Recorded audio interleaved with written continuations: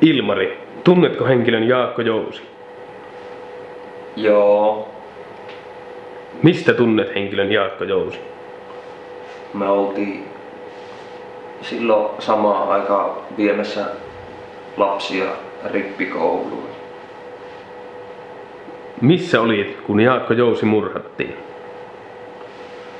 Mä olin äitin kanssa viemässä isiä juna-asemalle. Minkälaista kulkuneuvoa sinä käytät? Mikä se oli se kysymys? Minkälaista kulkuneuvoa sinä käytät? Kesällä pyörää ja sitten talvella polkupyörää.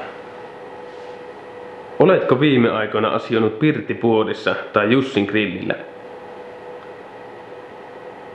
En, mutta sen verran grillillä, että me terassilla ja sitten hampurilaisen ja oli sipuli jätin pois ja otin ananaksen tilalle.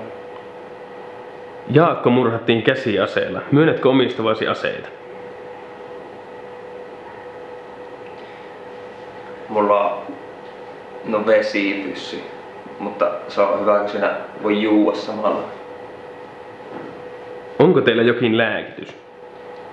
No, mulla on tuo astma, sitten kamuuna-allergia ja sitten oon mä käyttänyt lääkkeitä.